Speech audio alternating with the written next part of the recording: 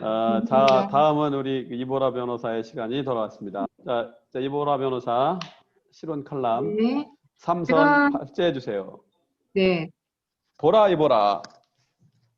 예, 제가 가져온 토픽은 첫 번째 토픽을 말씀드리자면 요즘 가장 뉴스가 되고 있는 얘기들인데 2차 재난지원금을 가지고 지금 정치권에서도 갑론을박하고 있고 많은 이제 국민들도 여러 가지 의견들이 엇갈리신 것 같아요. 전체 다 지급을 해야 된다.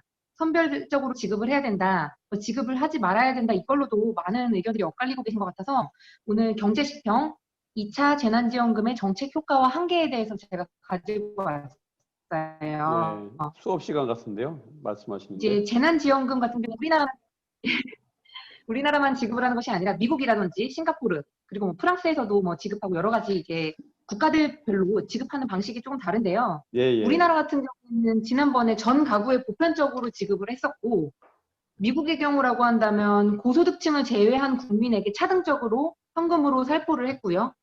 그리고 싱가포르는 전 국민에게 차등적으로 지급을 했다고 합니다. 프랑스 같은 경우에는 가게에다가 지원하는 대신에 중소기업과 자영업자에게 직접 지급하는 방식을 택했다고 하는데요. 그로 인해서 나오는 성적표는 좀 각각인 것 같아요. 근데 일단 우리나라 같은 경우에는 올 초에 가게에다가 평등하게 지급을 했고 그거를 이제 3개월간의 기간 동안 지역화폐 형태로서 사용할 수 있도록 보통은 지급을 했었지 않습니까, 이게? 그냥 개인적으로 느낄 때는 이제 지방에 뭐 혹은 작은 시장에 계시는 분들이 상당히 숨통이 트였다. 사람들이 오랜만에 많이 와서 좋았다. 이런 뉴스들을 보기도 했고 실제로 그런 얘기를 듣기도 했었거든요. 네, 근데 이번에는 좀 이제 재정적인 그런 아까도 재정 얘기를 좀 하셨었는데 재정적인 문제 탓으로 결과적으로는 이제 정치권의 여러 가지 이제 혼선 끝에 차별적으로 이제 선별적 지급 선별적으로만 지급을 하기로 결정이 됐어요. 근데 이제 이 칼럼에서 지금 짚고 있는 것은 이 재난지원금의 정책 효과와 한계에 대해서 짚고 계세요. 그래서 가계에 대한 재난지원금은 상시적인 사회보장 제도가 아니라 한시적인 생계 지원 대책에 불과하기 때문에 본질적으로 이렇게 본원적인 분배 기능을 활성화시킬 수는 없다라는 이제 지적이 있고요. 그리고 보편적으로 지급하게 하는 경우에 소득 분포에 따른 차등 지급에 비해서 경제적 효과가 낮을 수 있다. 결과적으로는 저소득층을 중심으로 지원을 하는 경우에 소비 효과가 크다라고 적시를 하고 있고요. 그리고 기회비용적인 측면에서는 투자 지출에 비해서는 경기 부양 효과가 낮을 수밖에 없다라고 지적을 하고 있어요. 그래서 저는 사실 개인적으로 제 의견을 말씀드리자면 선별적 지원보다는 그래도 평등하게 모든 국민에게 도움이 게 좋지 않나라는 생각은 들기는 하거든요. 소신 발언을 우리 이보라 변호사께서. 저 한 가지 질문해도 돼요? 저도 국민의 한 사람. 네, 그러세요. 뭐 차기 경기도지사나 차기 대선에 출마하진 않죠? 네. 저요?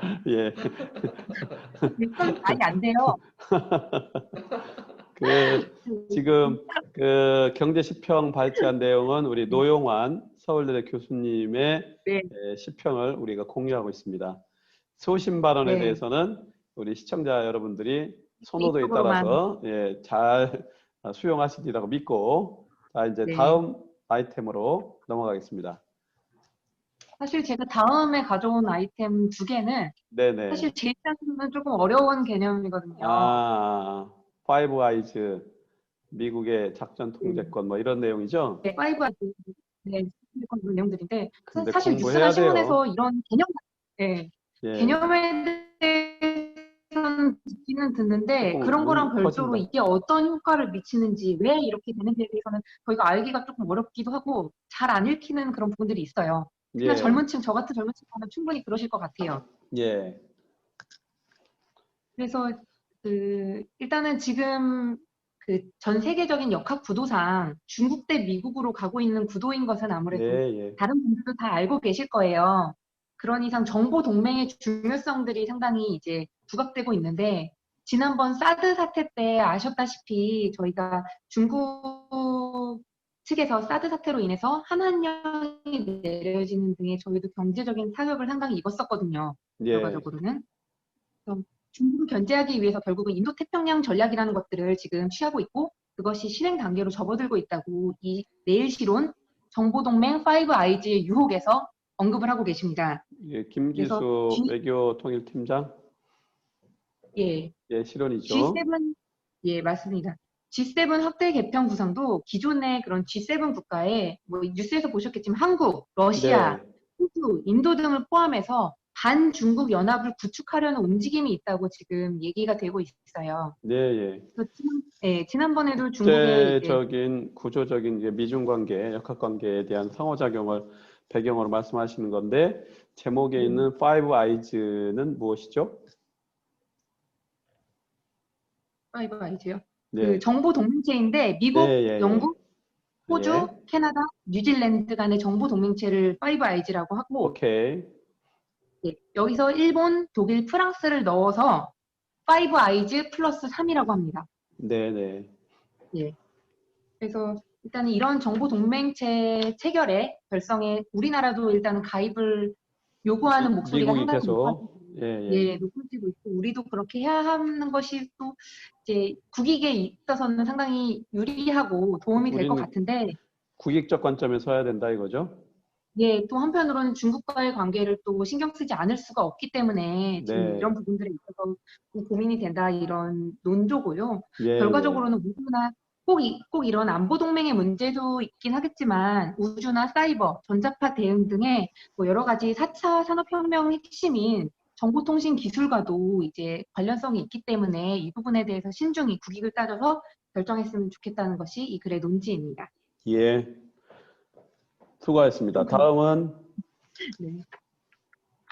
마지막으로 제가 가져온 거는 네네. 이거는 저는 사실 이런 작전 통제권이라는 개념을 사실 잘 몰랐었거든요. 그래서 제가 또 찾아보게 됐는데요. 미국은 작전 통제권 전환을 원할까라는 타이틀의 기고입니다. 권영근 국방개혁연구소 소장님이 쓰신 글이시고요. 예. 네, 그래서 작전 통제권 관련된 이 시평을 제가 읽어봤는데요. 일단은 이 작전 통제권 관련된 그런 논의가 작전 통제권의 개념이 시작된 것은 1945년이라고 합니다. 예. 이게 한국 전쟁 이후가 아니라 그렇죠. 미군이 한반도에 진주하게 된 1945년 9월 8일부터 오늘까지 지금 지속적으로 한국군을 통제를 하고 있다고 합니다. 그래서 이제 정부 수립으로 한국 정부가 한국군 작전을 통제해야 되는 상황임에도 불구하고 미군이 한반도에 주둔하고 있는 군사 고문단이 한국군 작전을 통제해야 된다고 뜻을 이제 밝혀서 계속 그때부터 진행이 됐었던 거고요. 1980년대 말경에 소련의 몰락 가능성을 보면서 미군이 동북아 지역에서 철수를 구상을 했었는데 1990년 정도에 이제 중국의 이제 부상 가능성을 우려한 미군 정부에서 아무래도 이제 작전 통제권 전환에 강력히 반대하면서 당시 김영삼 정부 때 평작권만 전환을 할 수 있었다고 해요. 평시 작전.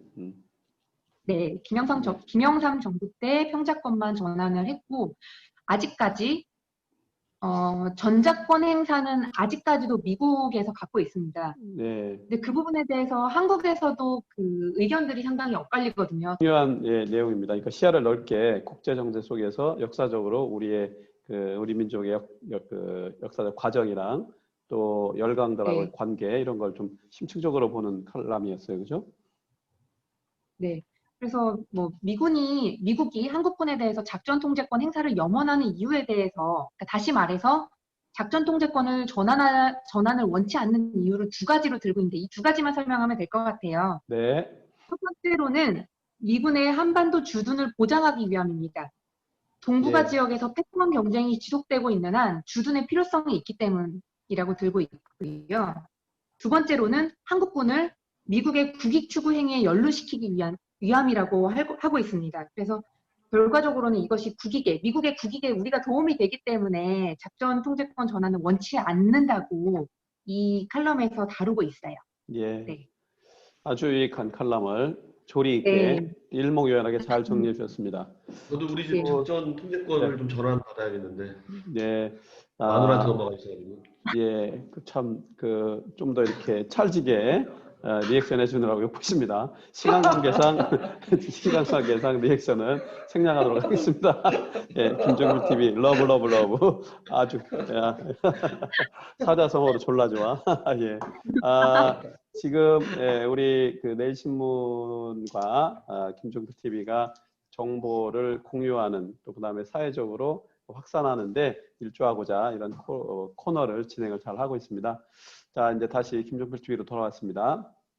최근에 우리 김종필 TV의 시청자, 우리 구독자 여러분들이 아주 열렬하게 열광적으로 관심을 갖고 그래서 조회수 또 독자 수는 아직 좀 더디게 늘어나고 있습니다만 시청하는 시간도 늘어나고 좋아요도 늘어나고 그래서 고무적인 현상입니다. 빅데이터로 볼 때 바람직하다, 성과적이다 이렇게 보고요.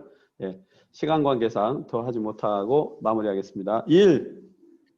구독. 좋아요. 1. 구독하겠습니다. 1. 구독. 2. 좋아요. 3. 공유. 예, 4. 알람. 예, 알람 설정. 예. 공유. 예. 사실은 우리보다 시청자들이 더 똑똑합니다. 그래서 재미없으면 아예 들어오지도 않고요. 훅 나가고요. 하니까 우리가 더욱 분발하겠습니다. 오늘도 수고 많으셨습니다. 비대면으로 하니까 좀 에러도 있지만 나름의 또 재미도 있죠? 네, 재밌네요. 네, 우리 독자들한테 인사하게 해줍시다. 수고하셨습니다. 고맙습니다. 네, 다음 주에 뵙겠습니다. 달랑달랑.